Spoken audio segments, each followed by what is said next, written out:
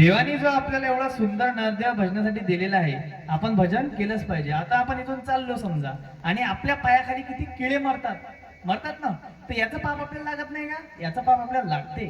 पण याचं जर पापाचा आपला नाश करायचा असेल तर याचा एक उपाय आहे, ते म्हणजे देवाच्या मंदिरामध्ये मोठ्याने भजन करणे.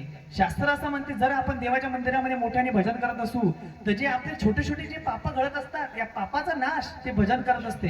म्हणून आपण सतत देवाच्या मंदिरामध्ये जास्तीत जास्त करून भजन म्हटले पाहिजे. पिक्चरचे गाणे म्हटल्यापेक्षा देवाचे भजन म्हणायला काय हरकत आहे हो? देवाचे भजने आता पिक्चरच्या गाण्यासारखे जातात ते, नाही का? देवाचं नामस्मरण म्हणून आपण न कळत कळत आता आपण पाहू शकता की वृंदावन मध्ये एक थोर महात्मा संत आहेत. कोण आहेत माहित आहे ना? संत प्रेमानंदजी महाराज. गेले 18 वर्षापासून त्यांचे दोन्ही किडन्या फेल आहेत.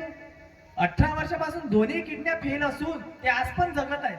का जगत आहेत? आता आमच्या घराच्या बाजूची एक काकू होत्या, एका महिन्यात किडन्या फेल झाल्यावर वर गेल्या. फक्त 40 वर्षाचं वय होतं.